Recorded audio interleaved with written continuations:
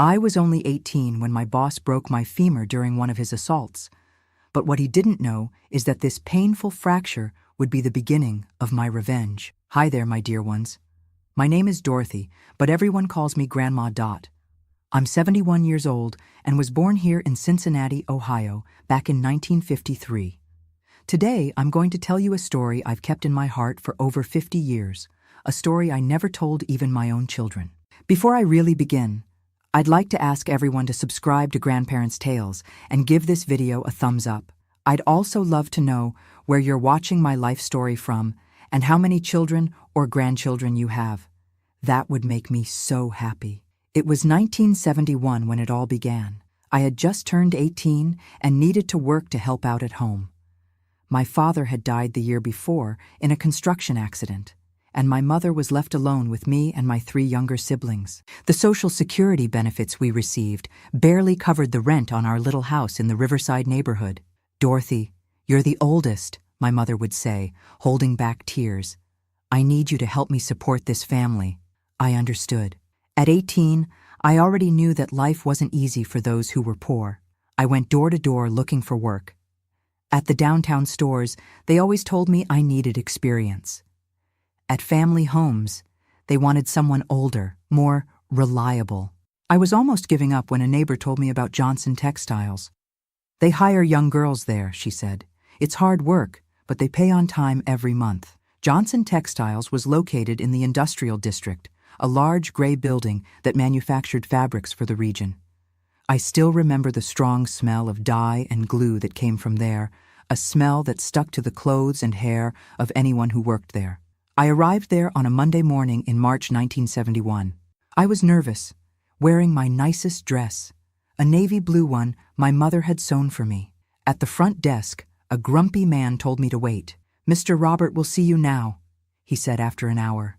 Mr. Robert was the factory owner, a man of about 45, tall, with black hair always slicked back with pomade. He wore a suit even in the March heat, and had a way of speaking that made it seem like he was doing everyone a favor. "So you want to work here, young lady?" he asked, looking me up and down in a way that made me uncomfortable. "Yes, sir. I really need the job." "No experience, right? I can tell by your hands." He took my hands in his, pretending to examine them, but lingered longer than necessary. Soft hands like these don't know hard work. I felt a chill, but I needed that job. "I learn fast, Mr. Robert. I'm hardworking. I'm sure you are." He smiled strangely.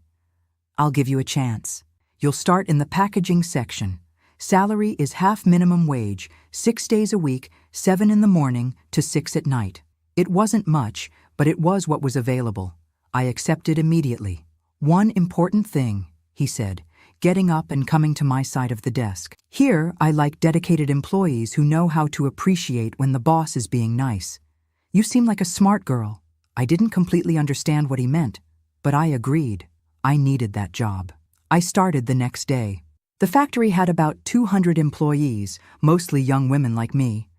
We worked in huge warehouses full of noisy machines that generated unbearable heat. My job was to package the fabrics that came out of the machines, fold them properly, and put them in boxes. The other girls were kind to me on the first day. They taught me how to do the work, where the bathroom was, where I could have lunch. "You seem like good people," said Connie, a 20-year-old girl who worked at the machine next to mine. "But be careful with Mr. Robert." "Careful how?" She looked around, saw that no one was listening. "He has certain habits with the new girls, especially the pretty ones like you." "What kind of habits?" "You'll find out soon enough." She made a sad face. "Just don't agree to go to his office alone, especially after work hours." That worried me, but I thought maybe it was an exaggeration. Mr. Robert had been polite to me, given me a job when no one else would. Maybe the girls were overreacting. In the first week, everything went normally.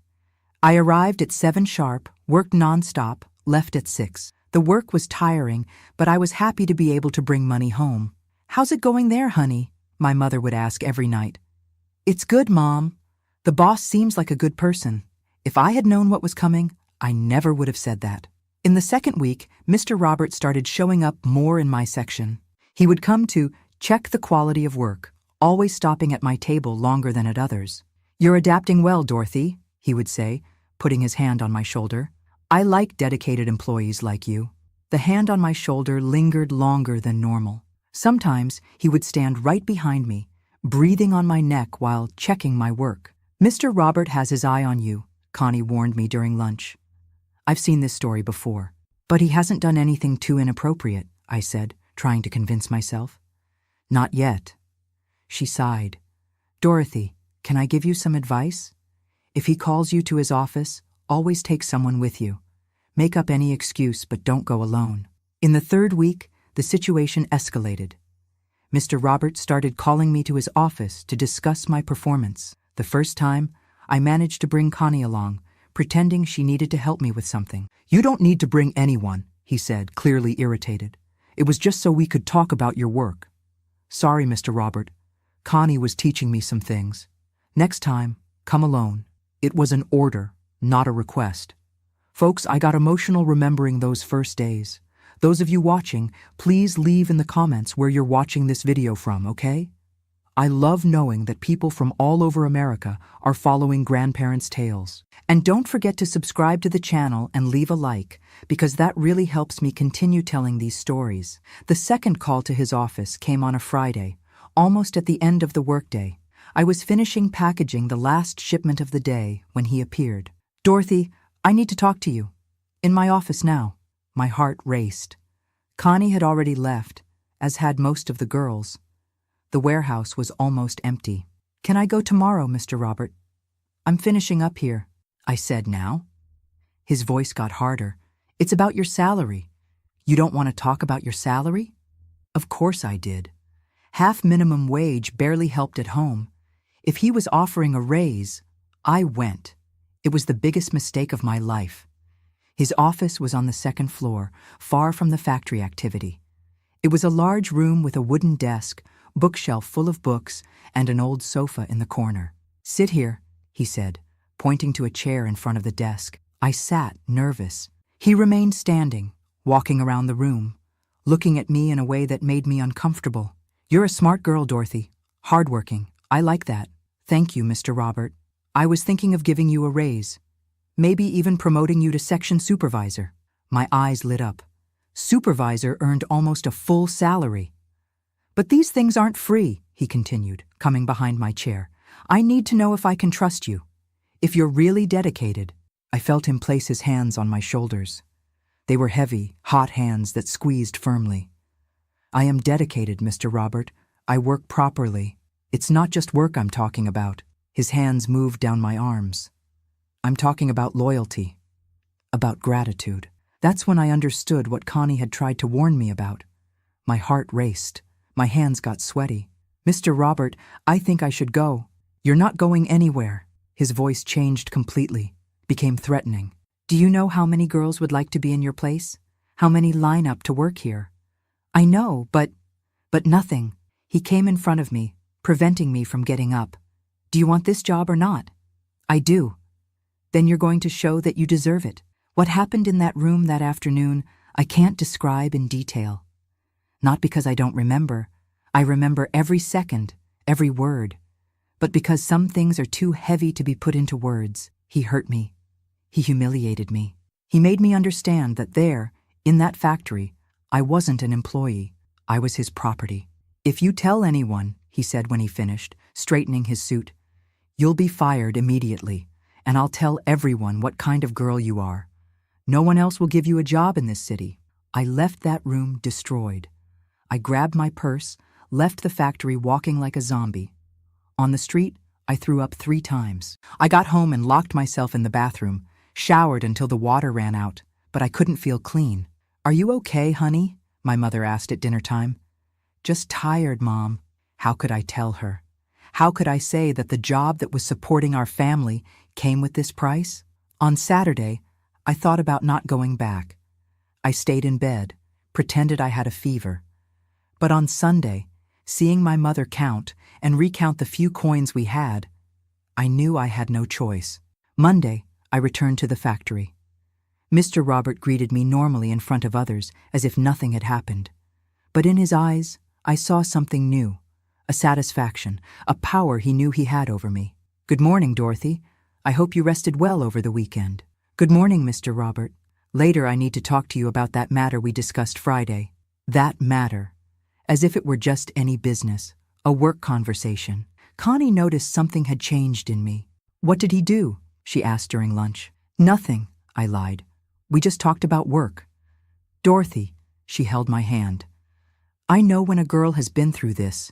It's written all over your face. I started crying. There, in the middle of the noisy factory cafeteria, I broke down. He said if I tell anyone, I'll be fired, I whispered. And you believe him?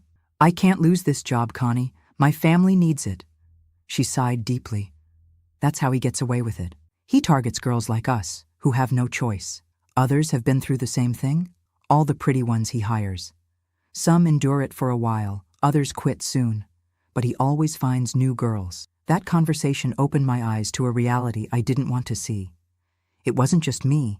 It was a system, a routine. Mr. Robert used the necessity of poor girls to satisfy his sick desires, and I was just another one on the list. Now get ready. This life story of mine is going to shock you, so go ahead and like the video. Let's help Grandma here get this video out to the whole world. The weeks that followed were a nightmare I relived every day. Mr. Robert had established a diabolic routine. Every 2 or 3 days, he would call me to his office at the end of the workday. Always with the same excuse of discussing work. Always with the same veiled threat if I didn't show up. Dorothy, I need to see you at 6:30, he would say casually, passing by my table during the day. We need to discuss your productivity. Productivity. As if that had anything to do with work. I tried to make excuses, tried to postpone, but he always found a way to pressure me. You want to keep working here, don't you? Was all he needed to say. My life became a silent hell. During the day, I tried to concentrate on work, pretend everything was normal. I talked with the other girls, had lunch in the cafeteria, fulfilled my work hours. But inside, I was dying a little each day. At home, my mother started noticing changes. You're getting thinner, honey, she said one night, serving me dinner. And those dark circles. It's the work, Mom. It's demanding. But you're earning properly, right? You're not having trouble there? If she knew what kind of trouble I was having. But how could I tell her? How could I explain that the money I put on the table every month came with a price no daughter should pay? At work, Connie tried to help me however she could. Sometimes she would invent emergencies to get me out of his office. Other times she would stay nearby when he approached me. But she couldn't always be there. You need to report him, she insisted. This can't continue. Report to whom, Connie? He owns the factory. He knows all the important people in the city. To the police. Will the police believe a poor girl against a respected businessman? It'll be my word against his. It was 1971, folks.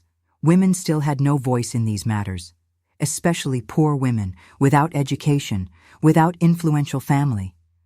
I knew that if I tried to report, I would be the one who came out looking like a liar, like someone trying to take advantage of the boss. The abuse kept getting worse, more violent, more degrading. Mr. Robert was getting bolder, crueler. It was as if impunity made him increasingly brave. In May 1971, he installed a new lock on the office door. So we can have more privacy in our conversations, he said, smiling in that disgusting way. Privacy. The word made me nauseous. It was around this time that I started having nightmares.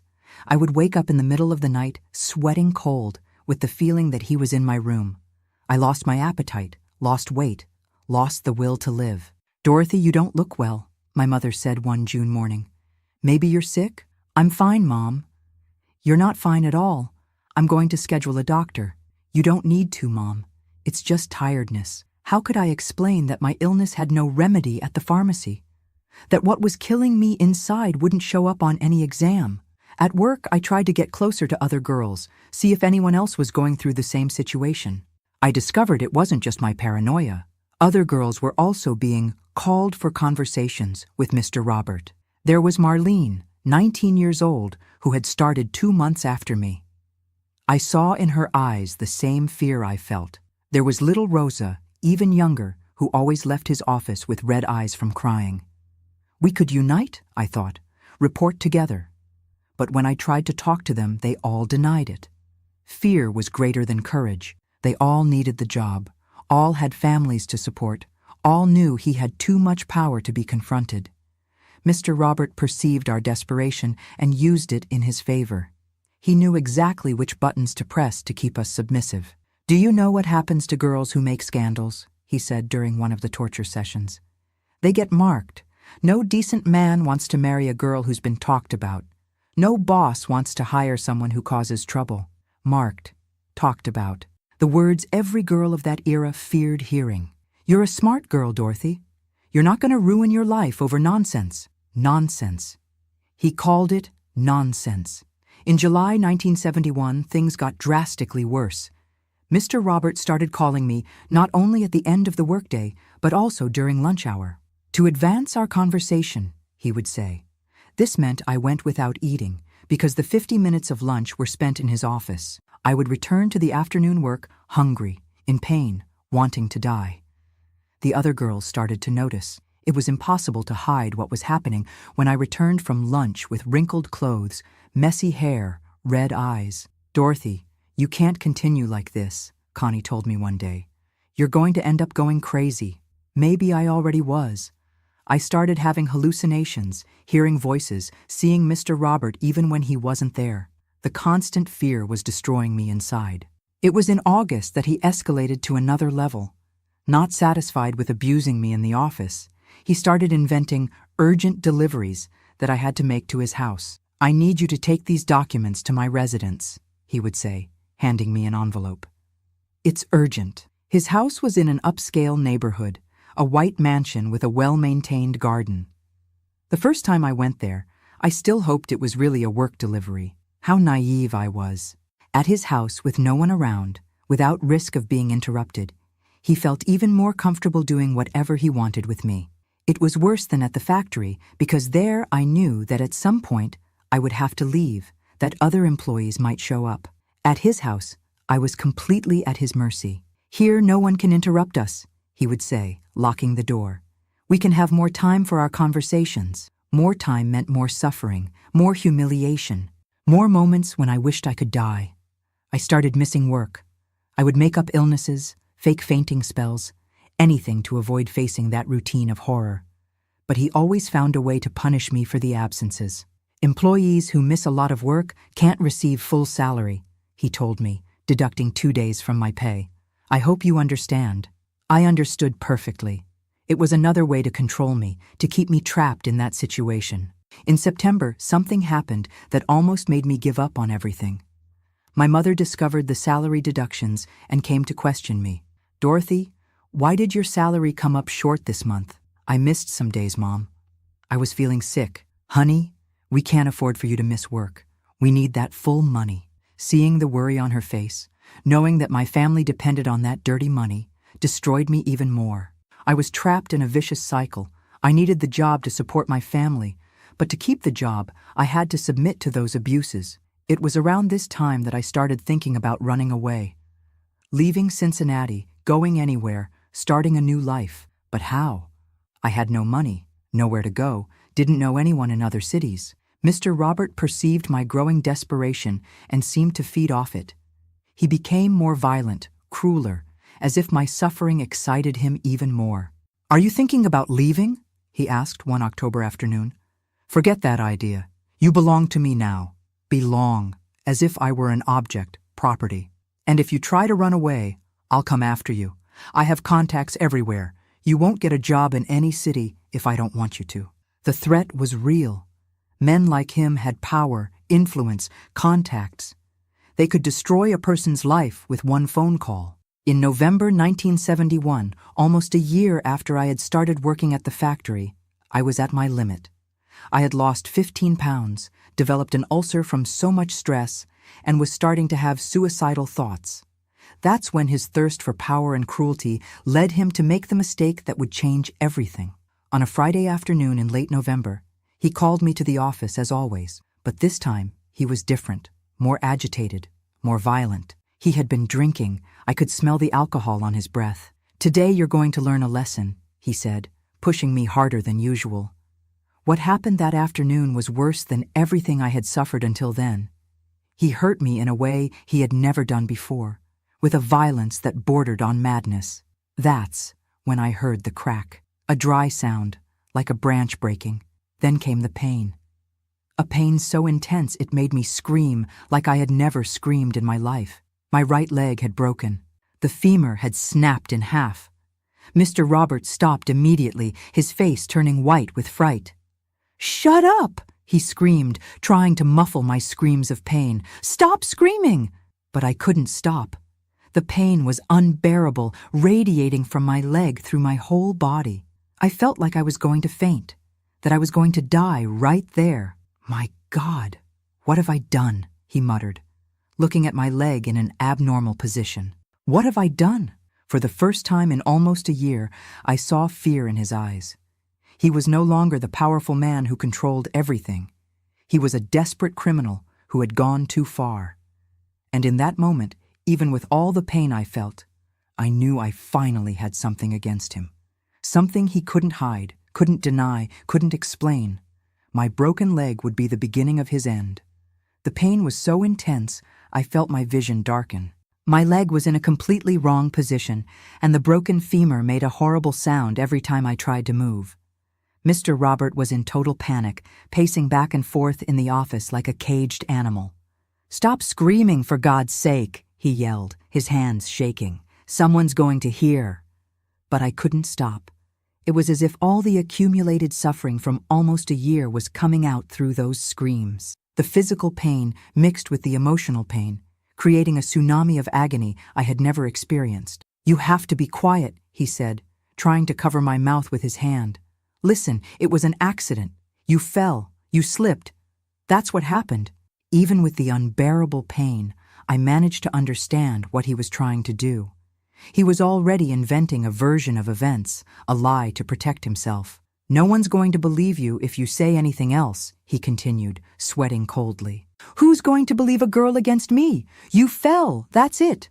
But this time it was different. This time there was physical evidence. A broken leg wasn't something that could be hidden or denied. Doctors would ask questions, nurses would take notes, there would be records. His desperation was evident. For the first time, I saw real fear in the eyes of that man who had tormented me for so many months. He knew he had crossed a dangerous line. "I'm going to take you to the hospital," he said, trying to lift me. "We'll make up a story.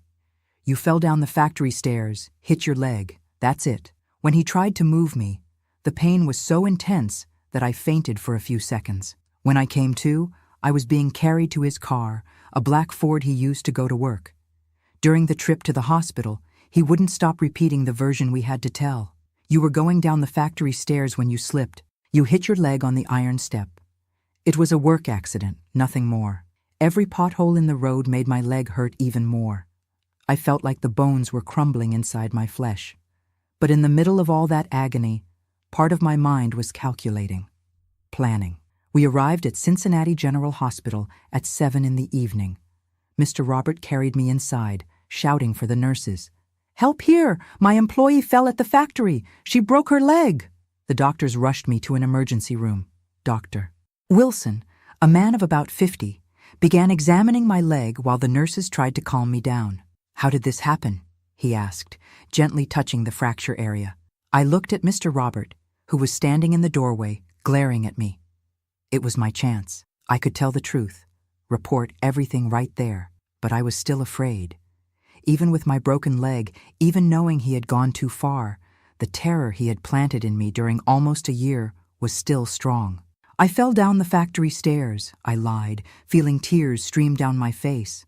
"I slipped and hit my leg." Dr. Wilson frowned. "What kind of stairs?" "Iron ones," Mr. Robert answered quickly. "Iron steps, very hard. That's why it hurt so much." The doctor continued examining, but I noticed something bothered him.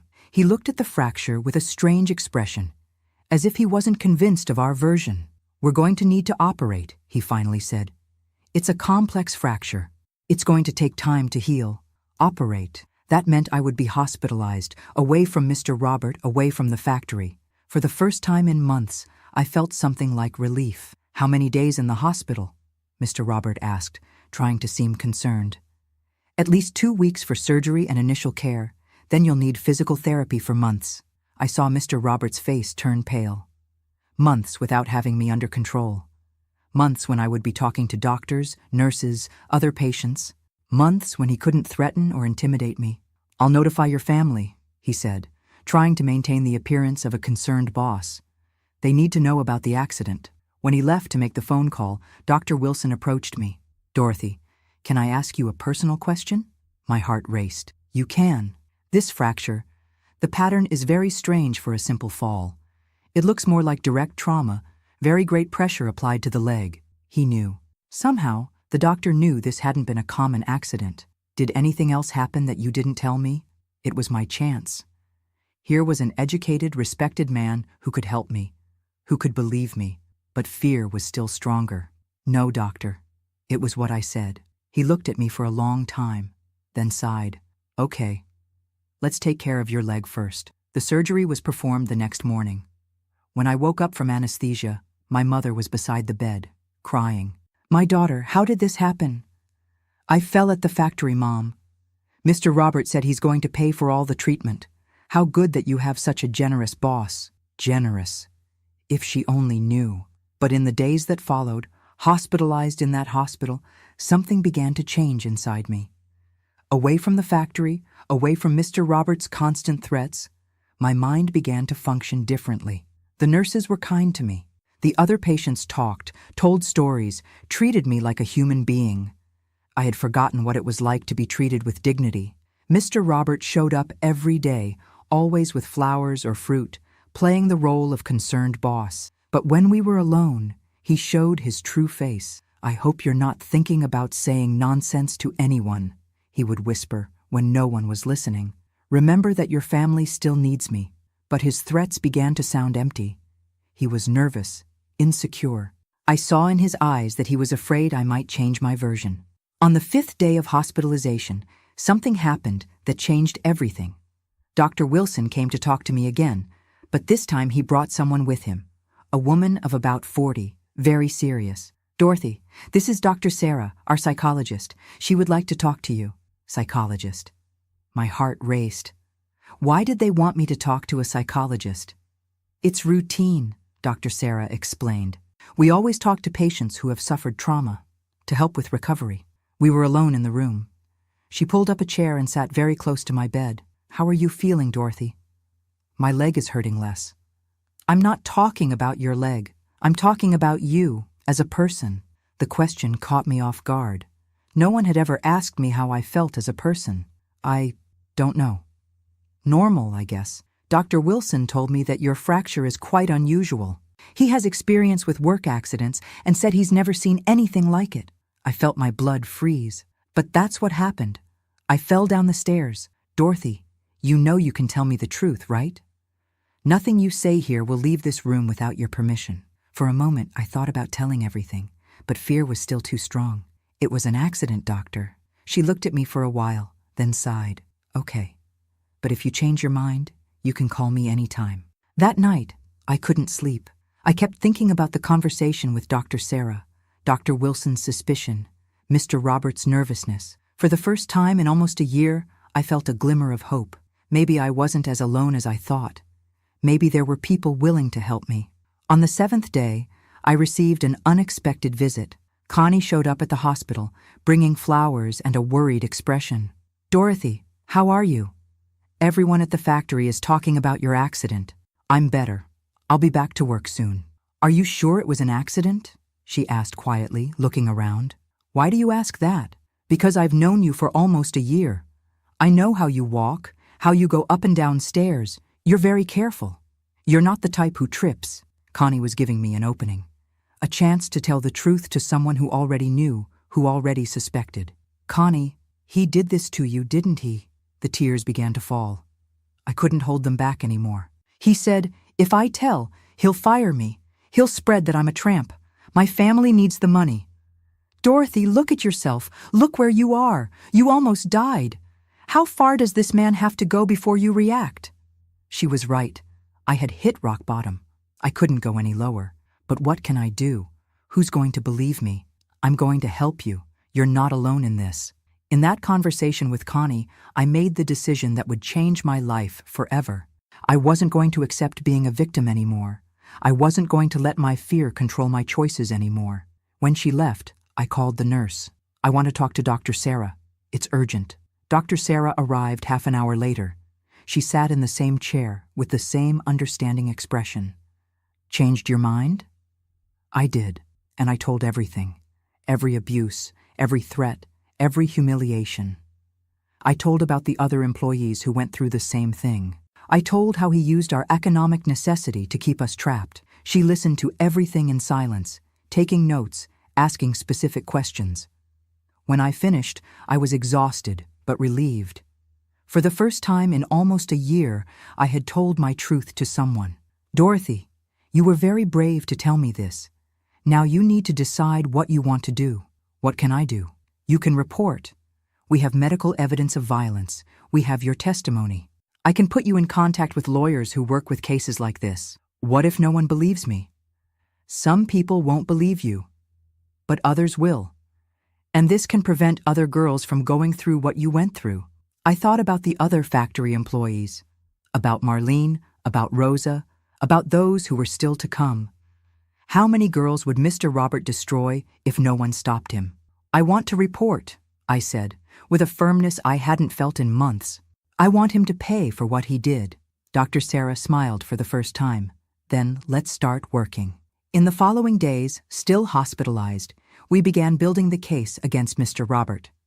Dr. Sarah put me in contact with Mr. Thompson, a young lawyer who worked with worker cases. Your case is strong, he told me after hearing the whole story.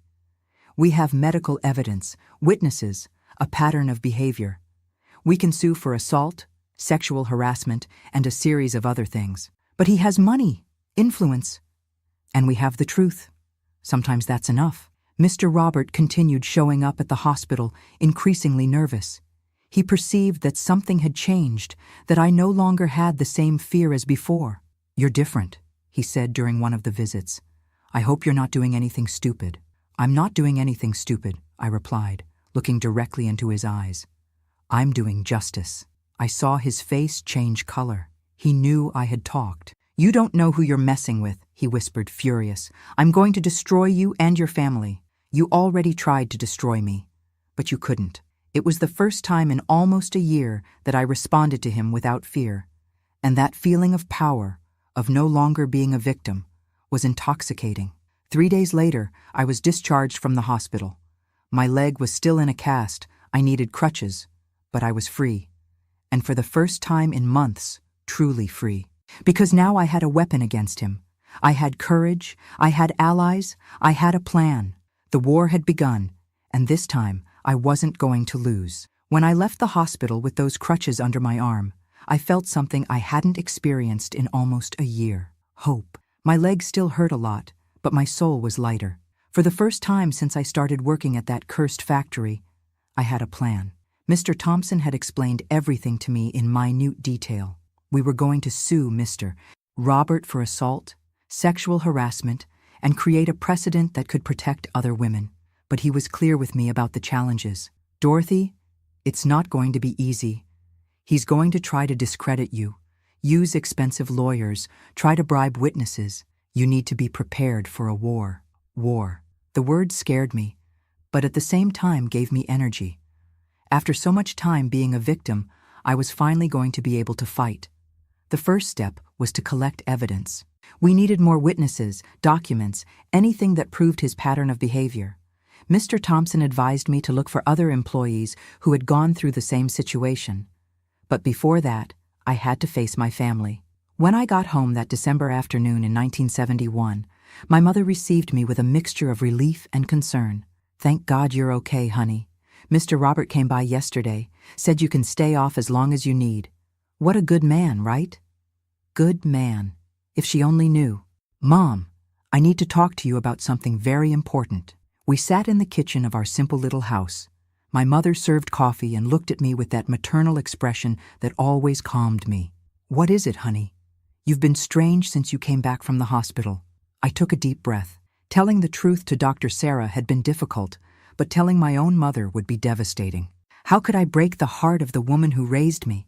How could I say that the job that supported our family came with this horrible price? Mom, what happened to me at the factory wasn't an accident. She frowned. What do you mean it wasn't an accident? Mr. Robert, he hurt me on purpose. During something he was doing to me.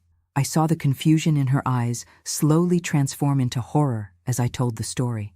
Each word was like a stab in my own heart, because I knew how much I was hurting her.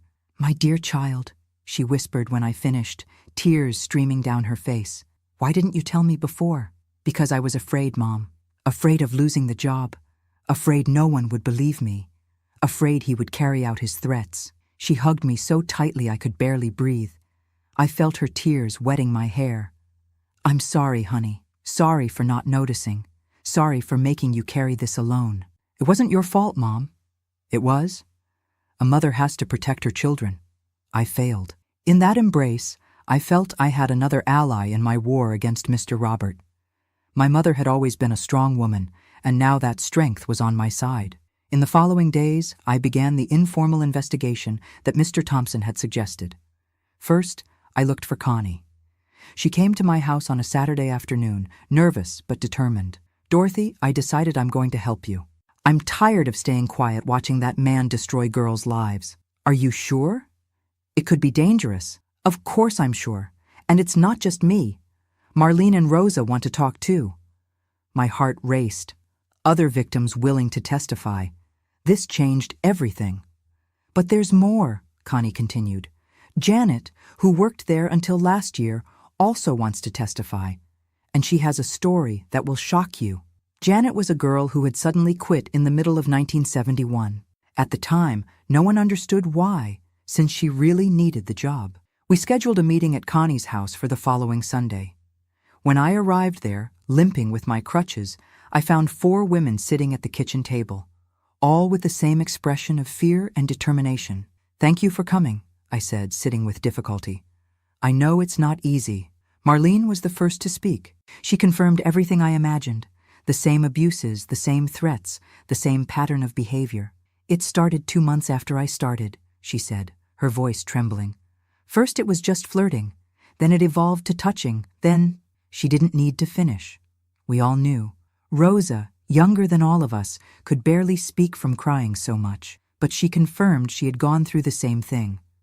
Janet brought the most shocking revelation. Girls, do you think we're the only ones? That man has been doing this for years, since he opened the factory in 1965. How do you know? Because I talked to other girls who worked there before. Susan, who left in 1969, went through the same thing. Regina, from 1968 too. And there are more. How many were we? How many lives had he destroyed over the years? Janet, why didn't you ever report? For the same reasons as you all, fear, shame, necessity. But when I heard what happened to you, Dorothy, I decided I couldn't anymore. We left that meeting with a clear plan. We were going to unite, all together, and bring down that monster. Mr. Thompson was euphoric when he learned we had 5 witnesses willing to testify. With this, we have a solid case, he told me. It's no longer the word of one employee against the boss. It's a systematic pattern of abuse. But Mr. Robert wasn't sitting still. When he learned I hadn't returned to work after the medical leave period, he started making moves. First, he tried direct intimidation. He showed up at my house one January night in 1972, banging on the door hard. Dorothy, I need to talk to you. My mother answered the door, but stood firm. She doesn't want to talk to you, sir. It's about her job, about your family's future. I came out of the kitchen limping, still on crutches. For the first time, I was face to face with him outside the factory environment, away from the power he exercised there. What do you want? I want to make you a proposal. Come back to work. Forget this nonsense they're putting in your head, and I'll double your salary. Doubling the salary was a lot of money for our family. It would be the difference between struggling and living with dignity. And if I don't accept, then things are going to get difficult for you. And for your family. The threat was clear. But I was no longer the scared girl from a year ago. I don't accept, I said, looking directly into his eyes. And if you come near my family again, I'll call the police. He turned red with rage, but couldn't do anything there, in front of my mother, on the street where neighbors could see. "You're going to regret this," he whispered before leaving. In the following days, the retaliation began. First, they spread rumors about me in the neighborhood, that I was a liar, a tramp, that I was trying to extort an honest man. "Ignore that gossip," my mother advised me. "Those who know you know what kind of person you are." But the gossip hurt. Seeing neighbors who had known me since childhood whispering when I passed by was painful. Then came the economic threats. Mr. Robert had influence in local commerce and began pressuring suppliers not to sell on credit to my family. "Mrs. Mary," the grocery store owner told my mother, "I'm sorry, but I can't do credit accounts for you anymore." "Why, Mr. John? We always pay on time." Orders from above. Orders from above. Mr. Robert was using his economic power to strangle us financially. But Mr. Thompson had predicted this. "It's typical," he explained to me. "When powerful men feel threatened, they use all available resources." In February 1972, we finally filed the lawsuit. Mr. Thompson had prepared everything meticulously: victim testimonies, medical reports, evidence of the pattern of behavior. The lawsuit caused a scandal in the city. Nothing like this had ever happened in Cincinnati. An employee suing her boss for sexual harassment was unprecedented. The local newspapers covered the case, always carefully. "Employee accuses businessman of assault," read the headline in the Cincinnati Enquirer. The reaction was immediate and violent. Part of society sided with Mr. Robert. After all, he was a respected businessman, created jobs, attended church. "That girl is an opportunist," I heard a lady comment at the pharmacy. "She wants to take advantage of a good man." But another part began to question. Other women identified with our struggle, even if they didn't admit it publicly. Mr. Robert hired the best law firm in the city. Attorney Charles Mason was famous for defending businessmen in labor cases. His strategy was clear from the beginning: demoralize the victims. "My client is an upright man, family man, pillar of the community," he declared to the newspapers. "He's being the victim of an extortion attempt by disgruntled employees." The first hearing was scheduled for March 1972. Mr. Thompson prepared me for what was coming. "They're going to try to destroy you morally. They're going to question your reputation, your personal life. They're going to try to make you look like a liar." "I'm prepared." "Are you sure? Because once you start, there's no going back. You're going to be publicly exposed. You'll have to relive everything in detail." I thought about the other girls who still worked at the factory, about those who were still to come. I thought about how many lives Mr. Robert would destroy if he got away with it once more. I'm sure. On the day of the hearing, I arrived at the courthouse still on crutches. My leg was improving, but I still needed support. Mr. Thompson said this was good. It would show the judge the severity of the assault. The courthouse was packed. Journalists, curious onlookers, supporters from both sides. I had never seen so much activity in a trial in Cincinnati. When Mr. Robert entered the room, escorted by his expensive lawyers, our eyes met. For the first time, I didn't feel fear. I felt determination. Attorney Charles Mason began as expected, trying to disqualify our case. "Your Honor, we are facing a clear attempt at extortion. Disgruntled employees trying to take advantage of a work accident to obtain financial gain." Mr. Thompson responded firmly. "Your Honor, we have here 5 different women in different periods, all reporting the same pattern of behavior. This isn't coincidence, it's system." When it was my turn to testify, I felt my heart race. There I was, a poor 19-year-old girl, facing one of the most powerful men in the city.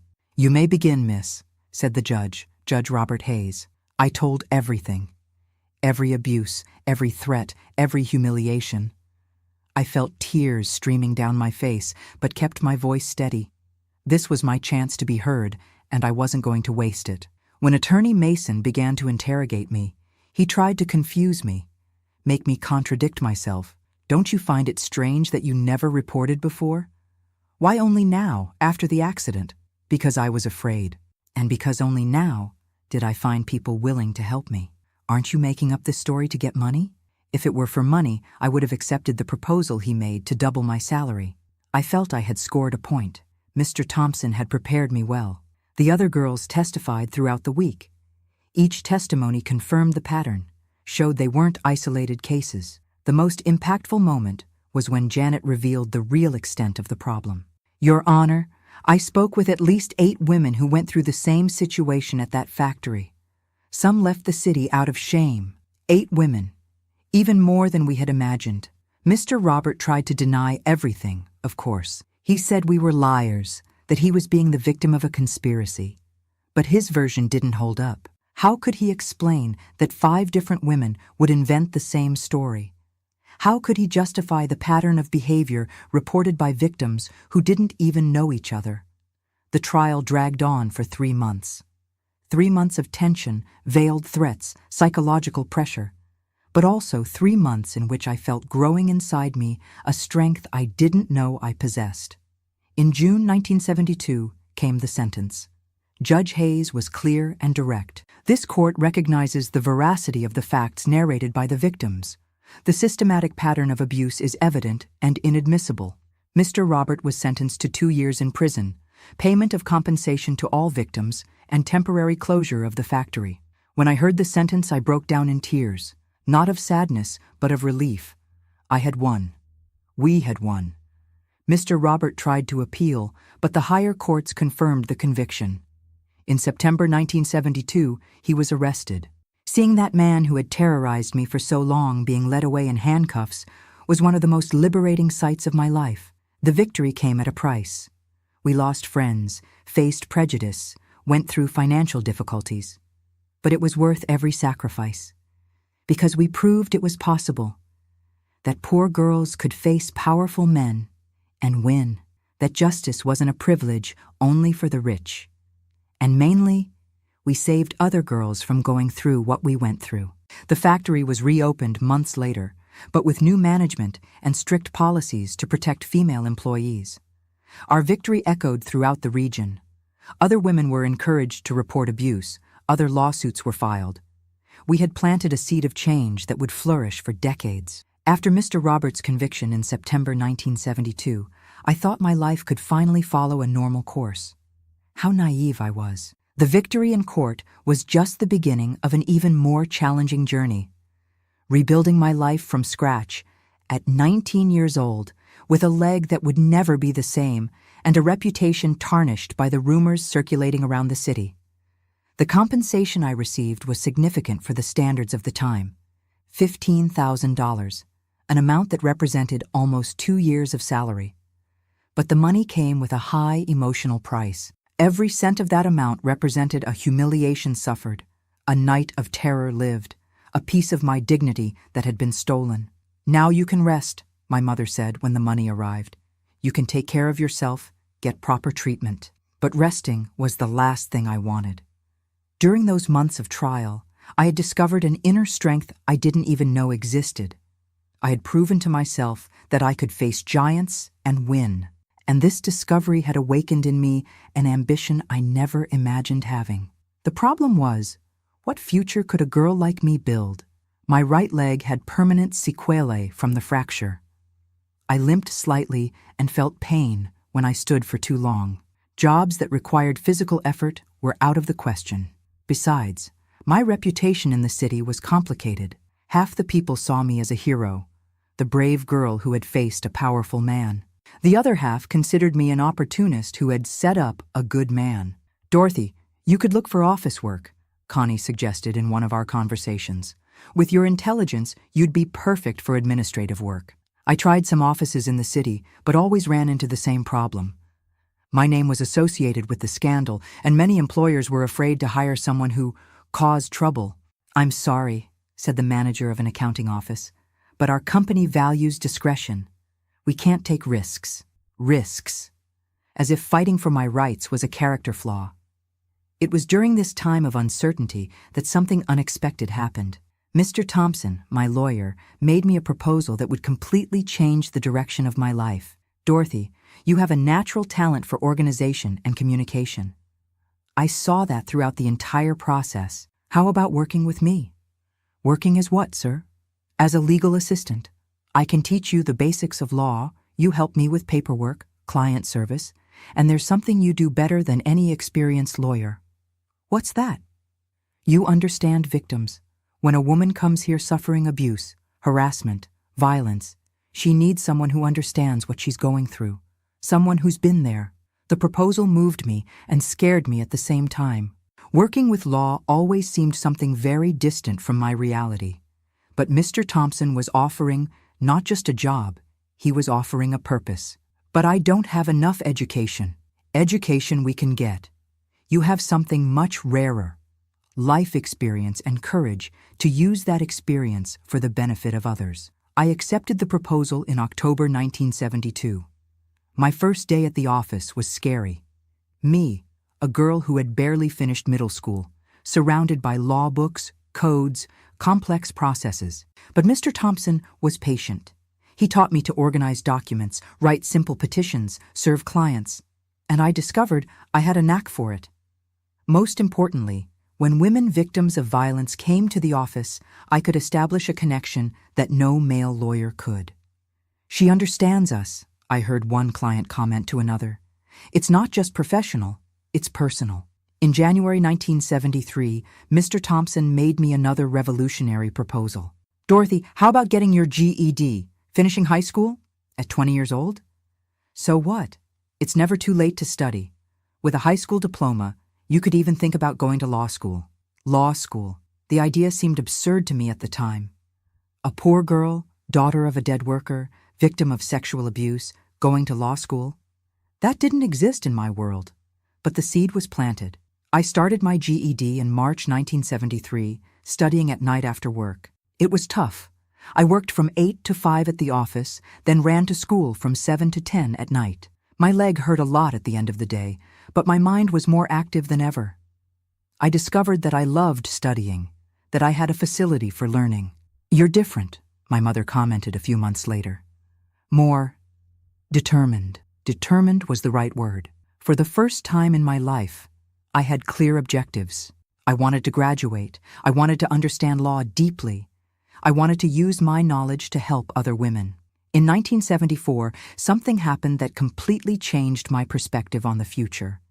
A client came to the office in a situation that made me relive my own traumas. Her name was Sandra. She was 18 years old and was being abused by her boss at the store where she worked. The story was frighteningly similar to mine. He said if I tell anyone, he'll spread that I'm a tramp, she told me, crying. My family needs my salary. It was like looking in a mirror of the past. The same manipulation, the same fear, the same feeling of being trapped. Sandra, I said, holding her hand, I know exactly what you're going through, and I know it seems impossible to get out of this situation. But it is possible. I told her my story.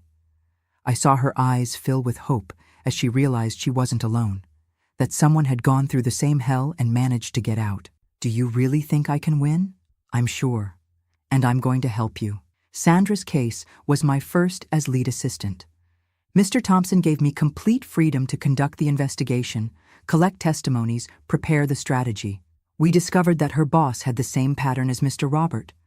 Other employees had been victims, but all were afraid to speak. I used the same tactic that had worked in my case: bring the victims together, show them they weren't alone, build a solid case based on the pattern of behavior.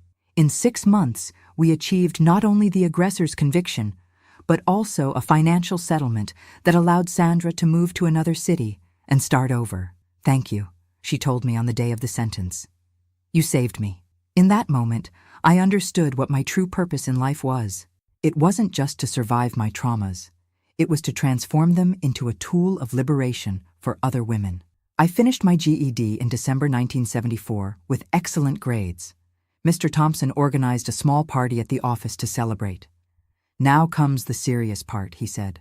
Law school entrance exam. The 1975 entrance exam was one of the most challenging experiences of my life. Me, at 22 years old, competing with middle-class youth who had access to expensive prep courses, private schools, home libraries. I studied like I had never studied before. I got up at 5 in the morning to review subjects before work. At lunch, instead of eating, I would read. At night, after dinner, I studied until midnight. My mother worried about my obsession with studies. "Honey, you're going to get sick like this." "Mom, this is my only chance. If I don't pass this year, I might never have the courage to try again." The day of the exam came in December 1975. I remember every detail of that morning. The nervousness, the sweaty hands, the feeling that my entire future depended on those few hours. The exam was difficult, but I felt I had done well, especially on the essay, where I could talk about social justice and women's rights, topics I knew not just in theory, but in practice. The result came out in February 1976. When I saw my name on the list of those accepted, I started crying right there, in front of the university. I had made it. A poor girl, victim of abuse, limping on one leg, had passed the entrance exam for law at one of the best universities in Ohio. "Congratulations," said a fellow accepted student. "You must have studied a lot." If he only knew that I had studied not just books, but life. That my education had begun in that torture room of Mr. E.T.U. Roberts continued in the court hearings, and now finally reached the university. The first day of class was in March 1976. When I entered that room full of middle-class youth, all well-dressed, all confident, I felt I didn't belong in that place. "Are you really going to study law?" a classmate asked, looking at my simple clothes. "I thought you were a janitor." The observation hurt me, but also motivated me. I was going to prove I belonged there as much as any of them. College was a constant challenge. Many professors had prejudice against older students, especially women. Some classmates saw me as a curiosity, the poor girl who had been lucky to get in. But I had an advantage they didn't have: real experience. When we studied criminal law, I knew in practice how a court worked. When we saw labor law, I had lived in my own skin the abusive power relations. "Your participation in class is always very rich," said the civil law professor. "You bring a different perspective." Different perspective. It was a polite way of saying I had learned law in real life before learning it in books. During the 5 years of college, I continued working with Mr. Thompson. It was tough: morning classes, afternoon work, evening studies. But each semester that passed, I felt I was closer to my goal. In 1978, in the 3rd year, something happened that marked me deeply. A women's law professor, an elective subject that few students took, called me to talk. "Dorothy, I heard about your story, your struggle. Have you ever thought about specializing in women's rights?" "How so, Professor?" "America is changing. Women are gaining more space, more rights. We're going to need female lawyers who understand these issues not just theoretically, but experientially." The suggestion planted a seed. I began studying more deeply women's rights, labor legislation, cases of discrimination and violence. I discovered that what had happened to me was happening to thousands of women throughout America, and very few had the courage or conditions to fight for their rights. In 1979, I wrote my thesis on sexual harassment in the workplace, legal and social analysis. I used my own case as the main study, analyzing both the legal and social aspects of the problem. "This work could become a book," said my advisor. "It's pioneering in America." Pioneering. A word that began to define my trajectory. I graduated in December 1980 at 27 years old. At graduation, when I went up on stage to receive my diploma, I saw my mother in the audience crying with pride. I thought about everything I had gone through to get there. The scared girl who had been abused and almost killed at 18 was now Dr. Dorothy, a graduated lawyer, specialist in women's rights. "And now?" Mr. Thompson asked after the ceremony. "Now I'm going to open my own office, specialized in cases no one wants to take: poor women, victims of violence, exploited workers. It's going to be hard to make money like that." It's not about money. It's about justice. In January 1981, I rented a small room in downtown Cincinnati and put a sign on the door: Dr. Dorothy Santos, People's Law. People's Law. That's how I defined my work. Law for the people, for those who had no voice, for those who had always been forgotten by the system. In the first months, I barely had clients. Many people distrusted such a young lawyer, especially a woman, especially with my story. But gradually, work began to appear. First, they were women referred by Mr. Thompson. Then, they started coming on their own. victims who had heard about the lawyer who understood their suffering. In 2 years, my office was always full. Cases of sexual harassment, domestic violence, workplace discrimination, alimony. Each case was a battle. Each victory was a small revolution. "You're changing the city," said Connie, who had become my secretary. "Women are no longer afraid to report." Changing the city. Maybe it was an exaggeration, but I felt I was planting seeds of transformation. In 1983, I received an invitation that would again change the direction of my life. The state of Ohio was creating the first women's police station in the state, and they wanted me to participate in the project as a consultant. "It's an opportunity to impact thousands of women," explained the project coordinator. "Your experience would be fundamental." I accepted the challenge. For 6 months, I traveled throughout the state, training officers, training staff, creating service protocols. It was gratifying to see that my individual struggle had become public policy, that other women would have access to dignified, respectful, efficient service. But the most important work was still to come. In 1984, I decided to write a book telling my complete story. "Why now?" my mother asked. "Because other girls need to know it's possible, that you can transform pain into purpose, trauma into strength." The book took 2 years to finish. From Trauma to Transformation, A Journey of Survival and Victory was published in 1986 and caused national impact. "Your story is inspiring," said a journalist from Time magazine.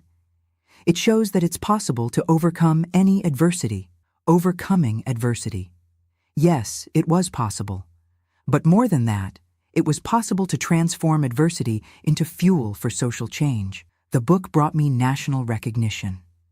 I began giving lectures throughout the country, participating in television programs, being consulted by journalists.